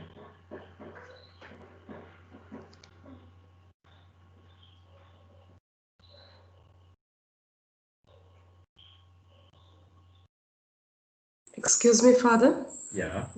There is a question from Mr. Vinod Kumar. Yeah. Does Napoleon's monarchy really reflect the spirit of French Revolution, as Hegel said? Pardon? Yes, this is the question. Uh-huh. Does Napoleon's monarchy really Yeah. reflect the spirit of French Revolution, as Hegel said? You see, that's a good question. You see, that's not we cannot really say that the Napoleon's monarchy or the form of government that uh, Napoleon erected in France is the ideal government, or the ideal democratic government, or the fruit of the human spirit. No, we cannot say. You see, it was also a bit autocratic, but anyway, it was appreciated worldwide. You see, in 2018, it was in 1818 that Karl Marx was born. And in 2018, I mean, a couple of years back, there was a great celebration of the 200th or the bicentenary of Karl Marx's birth in Germany, in the city where he was born, in Trier. And there was a great expo, or there was a great exhibition that took place in the city of Trier for certain months. I think it was for some 6 months, or for one complete year, I think. And I was quite lucky to visit Trier those days, 2 years back, and I was part of that exhibition. You see, I could luckily visit, and I could spend the whole day there. And then they had explained to me certain things that are not found in the uh, in the in the mainstream history. For example, you see, when Karl Marx was born in 1818 in Trier, Trier was under the Prussian rule. But those days, but in the preceding years, you see, the Battle of Waterloo took place in 1815. That means 3 years before the birth of Karl Marx. And you see, during the time of the French occupation, during the time of Napoleon, the French forces occupied Germany, and especially the places near to the river of Rhine, which is called the Rhineland. And Trier is a city in Rhineland, and Karl Marx was born there. And Karl Marx family, that family had great opportunities, and the farmers there, they could live happily under the French occupation, under the French forces, or under the French government. But when Napoleon was defeated in 1815 in Belgium, in Waterloo, then the German forces regained this Rhineland. Then the Prussian, of course, Germany was not there. Germany was not in the scene, but the Prussian Empire, or the Prussian kingdom. And under Prussian occupation, or under German occupation, the life of the people became once again miserable. Even they could not collect logs or woods from the forest. It was taxable, and they could not lead a normal life there. And as a young boy, Karl Marx had witnessed to the plight of the farmers there. it actually shaped the mind of Karl Marx. So it was quite unknown to me, even though I had gone through his literature, not all the literature of Karl Marx, but still certain pertinent literature of Karl Marx. I have gone through the original literature, but nowhere in the original literature I found it. You see, so it had a great impact in shaping what Karl Marx is right now, or the Marxian philosophy. So there we will find the superiority of the French culture, or the French spirit, or the Napoleonic spirit. But anyway, as a human person, Napoleon was not a person beyond criticism. Of course, the traditional people, they were always against Karl Marx. You see, against Napoleon. You see, even in defeating Napoleon, Napoleon was defeated by a joint force of France and joint force of Germany and England.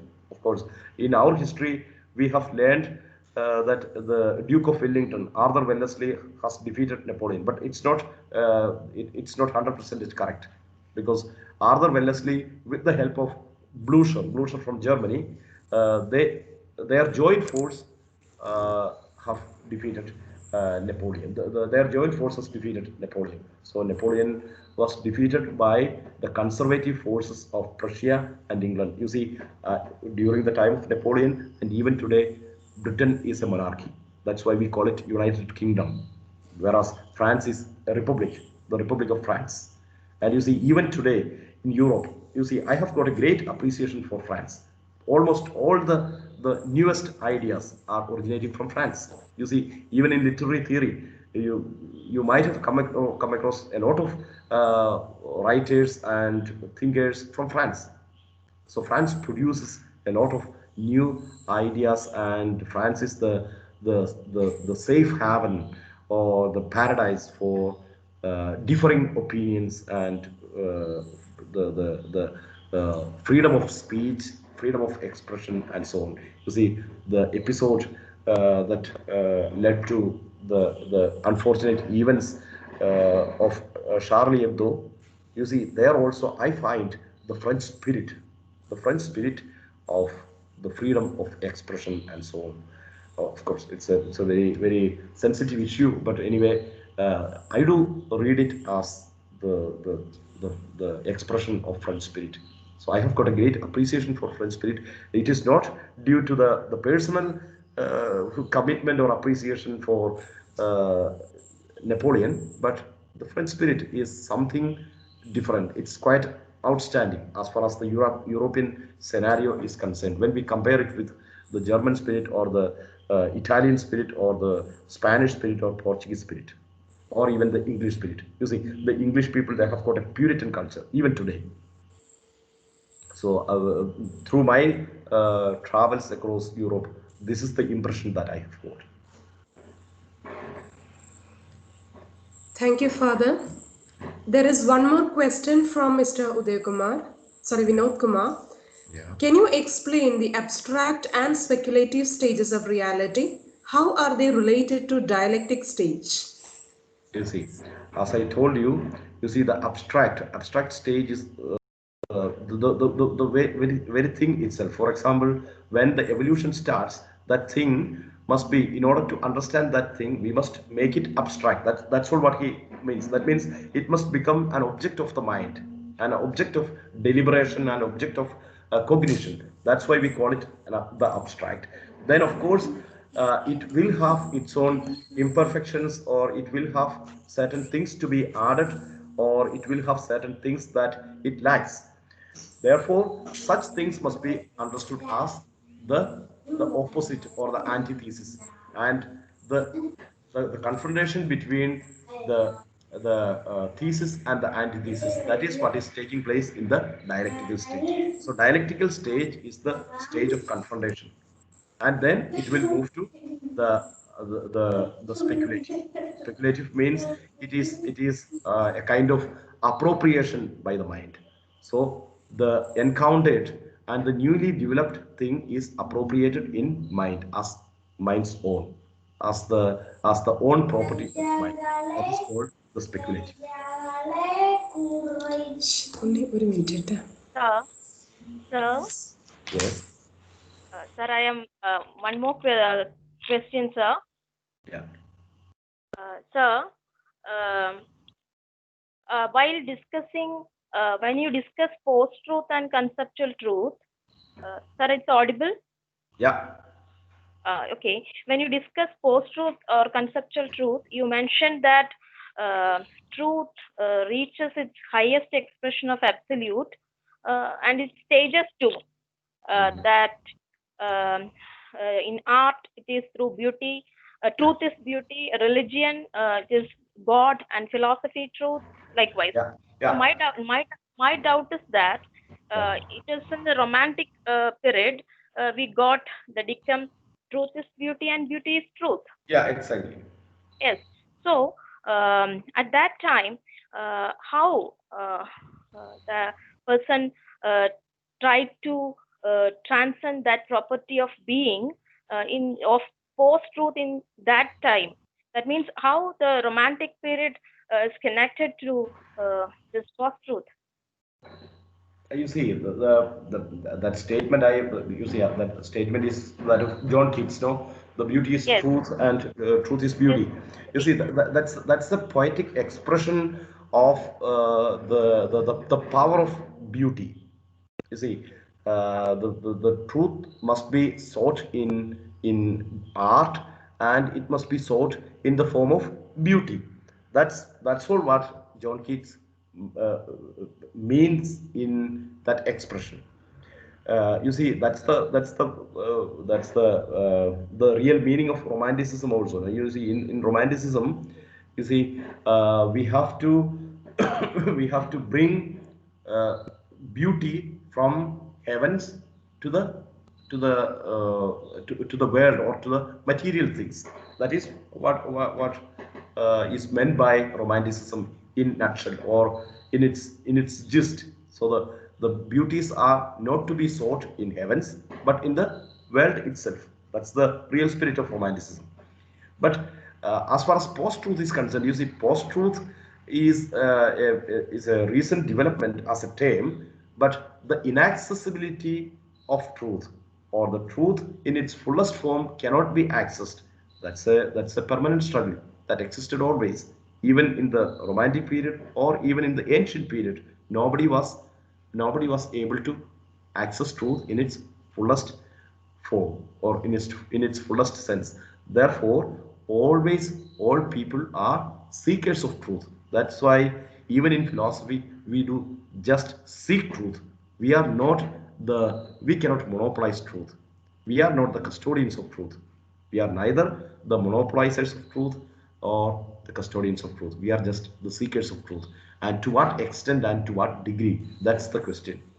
That's all what we can say. Okay. Thank you, sir. Okay. Perhaps you can find that expression or the philosophical narration about that thing in my article. Yes, yesterday I shared that article in our group, and you will find a painting by Francois Lemoine in that article, and then you will find an expression that only time can save truth. So Okay. truth is in prison, truth is imprisoned, and only time. That means we will have to wait. That means we are still on the way to liberate truth. We are still on the way to access the fullest truth. Okay, sir. Is it Thank okay? you. Fine, fine. Okay. Okay, sir. Thank you. Thank you. Okay. Doctor, here is a question from Miss Manisha. Yeah. Sir, if a good thing is misplaced, it is evil being. Whose philosophy was that, and can you explain it? You see, if a good thing is misplaced, it is evil being. You see, uh, such explanations for evil, you see, are found in quite a lot of philosophers. In Saint Augustine, you will find that expression, and also in Alfred North Whitehead, the champion philosopher of process philosophy. There also you will find this expression. Anyway, I just mentioned this term because I am we see you see I am an admirer of Alfred North Whitehead, and also I am personally in favor of this view of evil, because I will never call a thing evil per se, no matter either a social entity or or a single person, or I mean an individual person, or an idea or an ideology. No, I will never call an ideology evil per se, or I will never call a person evil per se, because that's philosophically wrong. That's my position. That's why I would propose evil as good is placed.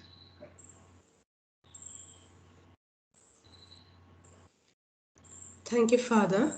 The next question is from Preeti Joseph. Yeah. Father, could you please elaborate what is meant by the term matter which the spirit shapes? You see, matter which the spirit shapes. You see, for example, in our day-to-day life also. Actually, yesterday I was telling you about the philosophy of Descartes, or the Cartesian revolution. No, you see, in Cartesian philosophy, the mind is actually, at first the mind is knowing the principles lying behind the physical world or the physical matter. So in physics, we are learning the principles or the laws governing the physical world. And after learning or understanding these laws, we are trying to channelize the forces of nature or the physical world itself for our own purpose, or we are shaping this world.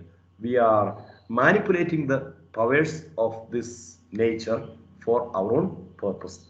So that's what is called technology. So through our skill, through our knowledge, we are actually reshaping and remodeling matter. Even today, through our skills, we are actually reshaping and remodeling matter. So we have got a lot of capacities to shape, to manipulate, and to make matter serving our purpose. So in technology, in science, actually we are shaping matter, or we are making matter serving our purpose. So we are using matter, we are manipulating matter, or we are appropriating matter, I would say, or even misappropriating. So, for example, that which is not quite natural. For example, Aristotle would say that when Aristotle distinguishes between the natural power and techne. For example, in the last class I also spoke about techne. Techne is a skill. For example, it is through our skill that we, for example, of course, when we speak about a chair, that chair is made up of wood, but you cannot find a chair in a tree. So it is a man who envisages a chair, and he uses this wood and he builds a chair. So the nature itself cannot produce chair. So it is in the human capacity to produce a chair. It is in the human capacity to produce a smartphone. So, but everything that is in this smartphone is made from natural things, isn't it? Or the material things. So I have shaped the matter in such a form or in such a way that it serves my purpose. It helps me. It makes my life easier, or it makes my life luxurious, or it caters to my needs of luxury, my luxury needs, isn't it? So actually, I am, through my knowledge, through my skill. So the mind has got the capacity to shape or to reformulate or even to remap the matter. Am I clear to you, Preeti?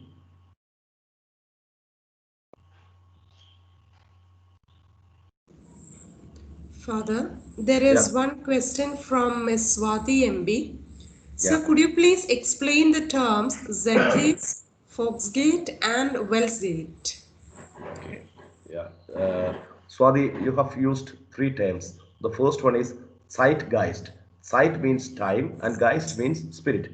So zeitgeist means, for example, you see, today, that means every age or every period has got its own motto or its own its own dominant ideology, no? So the dominant ideology of the age is meant by the term Zeitgeist, Zeitgeist, and the Volksgeist.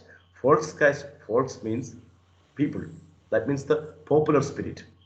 So the popular spirit is, for example, we call it vox populi, or the voice of the people, or the people's choice.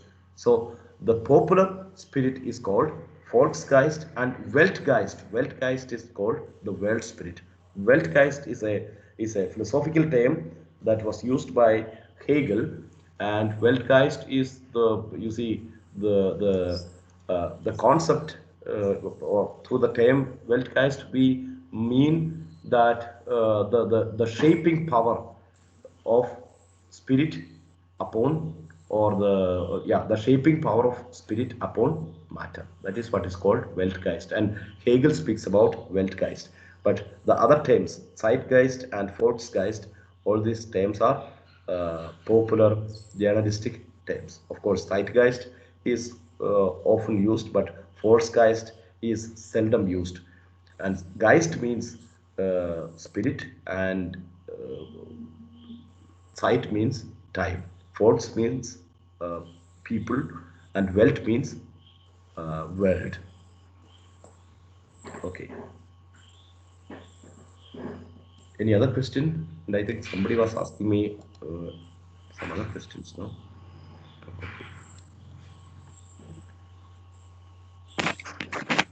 Father, Yeah. may I take a moment and ask a question? Yeah, See, yeah, we of have course. math. If there are, I don't want to intrude upon the participants' time if they want to answer questions. I just had a doubt because we teach Matthew Arnold the function of criticism at the present time, and Yeah. there he makes a statement by Hippolyte that for a great work of art to be born, three things must concur: the man, the moment, and the milieu. The man, the moment, and the milieu. Yeah. These three things should concur for a great Yeah. classic to be born. Does Yeah. it have anything to do with these three spirits that you spoke of? I was suddenly reminded of that. Yeah, man, moment, and milieu. You see, moment means time. Moment means Time time, is. and you see, actually, when I spoke about the triangle of persuasion a couple of days before, no, I told you that even though we do speak about the three elements, that means the ethos, pathos, and logos, the logical content of the art, or the speech, then the personal integrity of the speaker, or the integrity of the artist, then of course the emotional aspect of the beholder, or the hearer, or the audience. These are the three elements, and a successful way, or a good way of manipulating all these means of persuasion. By manipulating these means of persuasion, you can be a good speaker or a good artist. But I told you then that one element is skipping there. One element is missing there, because Aristotle actually speaks about four elements. Even though he emphasizes three elements, he also adds kairos to it. Kairos, time. That means the opportune time. When an art is produced in the opportune time, when the time is ripe. For example, in the post-COVID era, during the pandemic era, when plague is the Camus plague is produced, or you see the famous novel Q, the Q, which was produced during the time of the Jasmine Revolution. It became a what we call a world sensation, or a sensation in the literary world. The Q, no, by Basma.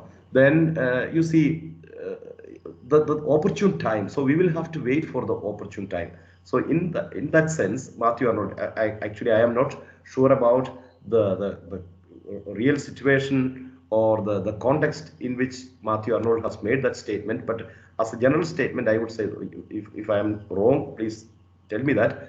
But most probably that would be the mind of Matthew Arnold, because the milieu is the place where it is produced, and the time is the kairos. That means the opportune time, and the man. these are the elements. Of course, in producing any artwork, any literature, we will have to think about these things, no? And you see, as far as Aristotle is concerned, he will also speak about plot, then diction, and so on. There are 6 elements for him to have a successful tragedy, no? Father, he was speaking of, he was quoting Hippolyte, Taine. Okay. Hippolyte, Taine. Okay. Hippolytine, yeah. Taine. Yeah. I don't know how it's pronounced. Taine. Taine. Yeah, Hippolytan, yeah. Yes. Hippolytan, yeah. Exactly. You see, all these thinkers have got certain, or they are indebted to the classical philosophers, and that's why they are using all these things. You see, even today, when we have a theory concerning literature or poetry or art, actually the old wine is brought, or the old wine is distributed uh, in new bottles. That's all. Actually, the stuff is the same. For example, we can find out the correlations of the modern theories to or with the ancient theories, of course, because we are indebted to. That's why P.B. Shelley has got the famous statement, "We all are Greeks." So whatever uh, is produced in the Western philosophy today as new, it has got a bearing upon the ancient philosophy. When we read the ancient philosophical literature, especially that of Plato and Aristotle, even today we will find out surprising correlations and surprising similarities with that of the the new philosophers. You see, for example, Nietzsche spent some 10 years to learn Aristotle, and actually Aristotle made Nietzsche. The reading of Aristotle made Nietzsche. But today, when we speak about Nietzsche, we would say that, well, Nietzsche is a great philosopher. Of course, he's a great philosopher, but he is much indebted to Aristotle. And even today, for example, during my studies in Europe, uh, there were quite a lot of students who spent a lot of time for reading and studying ancient philosophy. Of course, language is a very big hindrance for us. For example, in order to learn Greek, in order to uh, learn the classical languages, and you see the Platonic or the Aristotelian Greek is not simple Greek. Therefore, we will have mastery.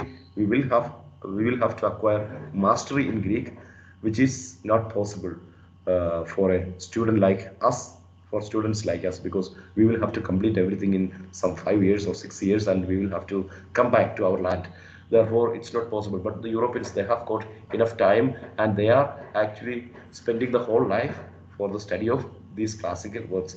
Then we will find striking similarities with the modern or the contemporary writers. That's why the contemporary writers, like the literary theorists and so on, they have actually uh, spent dozens of years sometimes, or even yeah, I would say the whole lifetime in studying the classical philosophy. And it is out of this classical philosophy they produce their theory, or uh, their proposal in a new way. But of course, it will have a bearing upon the classical philosophy. That's why A.N. Whitehead has got the famous statement, in the history of philosophy, there is only one philosopher, that's Plato, and the whole history of Western philosophy must be understood as footnotes to Plato.